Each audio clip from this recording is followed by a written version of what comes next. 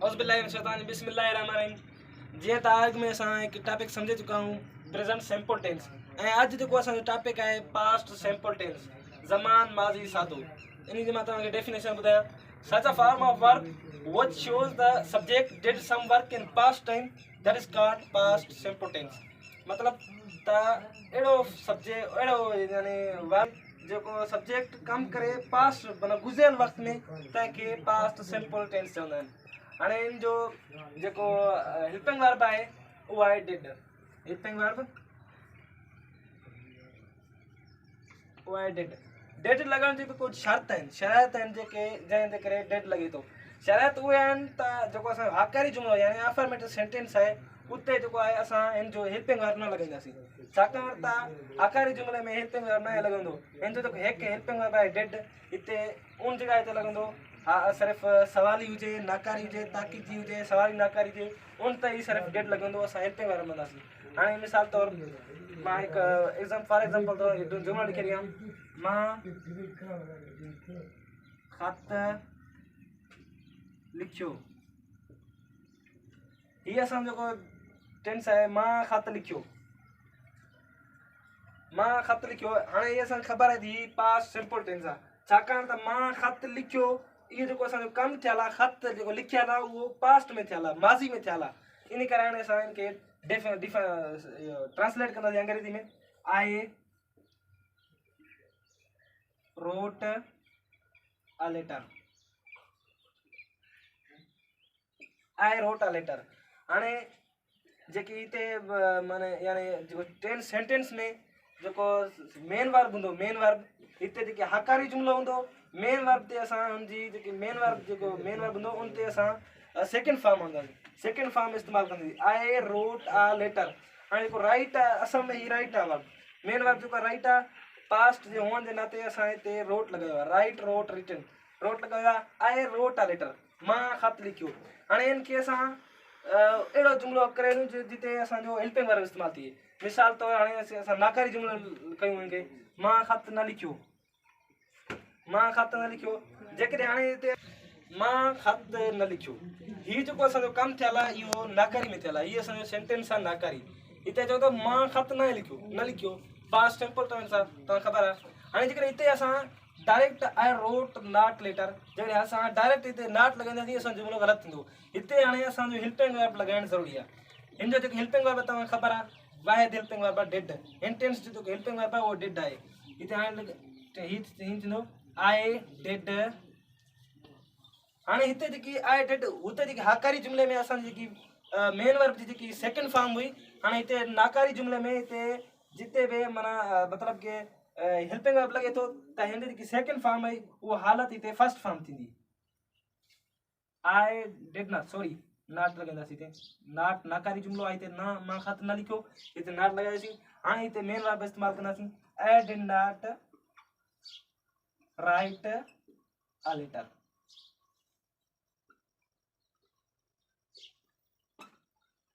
मां ख़त न लिखियो, हीअ हाणे असांजो हिते इस्तेमालु थी वियो हेल्पिंग वर्ब थियो।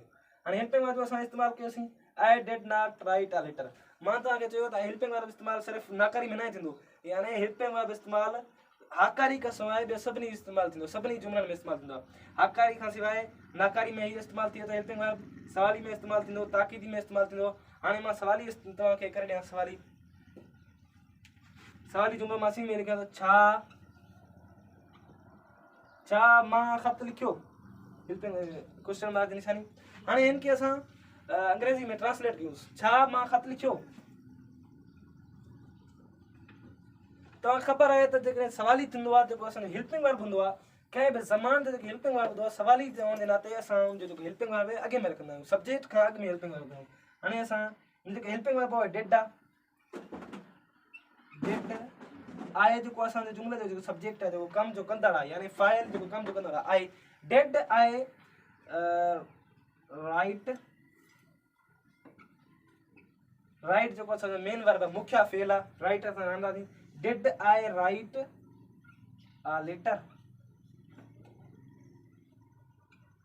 हिते असां क्वेश्चन मार्क जी निशानी ॾींदासीं। जेकॾहिं असां क्वेश्चन मार्क जी निशानी न ॾींदासीं त असांजो जुमिलो सेंटेंस ग़लति थी वेंदो। जेकॾहिं असांजो सवाल ई हूंदो पहिरें असां हेल्पिंग वर्ब बनंदासीं ऐं आख़िर में असांजी क्वेश्चन मार्क जी निशानी न हुई उहो बि सवाल ई त असांजो जुमिलो बिल्कुलु ग़लति कयो वेंदो।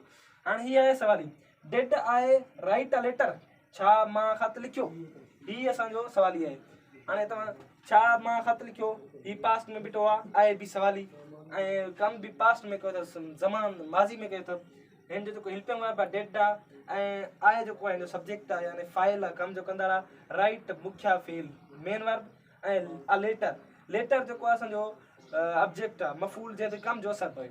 हाणे मां हिते ॿी जेकी असांजी सूरत आहे, जिते ॿी हिकु सूरत आहे जिते असांजो हेल्पिंग वर्ब इस्तेमालु थिए, उहा आहे ताक़ीदी सूरत, ताक़ीदी जुमिलो। हाणे मां ताक़ीदी जुमिलो ॾियां,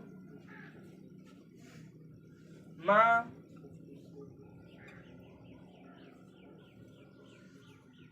वाक़ई ख़त लिखियो, मां वाक़ई ख़त लिखियो। हाणे सिंधी में पहिरियों असां जुमिलो पढ़ंदासीं, सिंधी में जुमिलो छा थो चए, हीअ जुमिलो चए थो मां वाक़ई ख़त लिखियो। हीअ पाण ते माना पक ॾिए थो त मां इहो कमु बिल्कुलु कयो आहे, ख़त लिखियो आहे, पक आहे, ताक़ीद करे थो, ख़त मां लिखियो आहे। हाणे हिनखे असां अंग्रेजी में ट्रांसलेट कयूं, ठीकु आहे। हाणे हीअ चवे थो मां ख़त लिखियो, लेकिन लिखियो सही पर लिखियो अलॻि करे, यानी असां इहो मतिलबु इंटेंस मां इहो मतिलबु थी वियो हीअ कमु पास्ट में आहे, ख़बर कोन्हे टाइम कहिड़ो आहे, यानी पास्ट आहे, माज़ी में कयो अथसि, हीअ कमु लिखियो ख़त लिखियो अथव पर माज़ी में। हाणे टेंस माज़ी जो हले थो।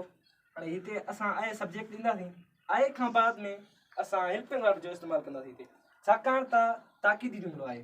आई did write a letter, write जेकी हिते मेन वर्ब जी उहा फर्स्ट फॉर्म ई रहंदी, छाकाणि त हिते असां हेल्पिंग वर्ब अची वियो।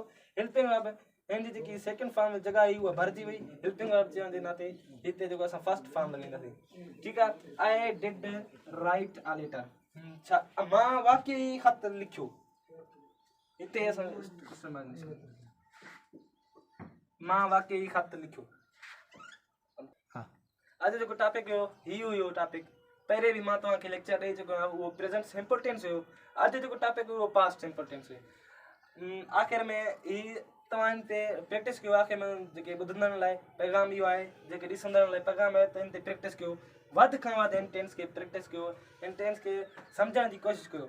ऐं जेकॾहिं तव्हां हिनखे नवां आहियो, ॾिसंदा पिया हो, नवें लेखे ॾिसंदा पिया हो, त असांजे चैनल खे सब्सक्राइब कयो ऐं ॿी वीडियो अचण जो इंतज़ारु कयो।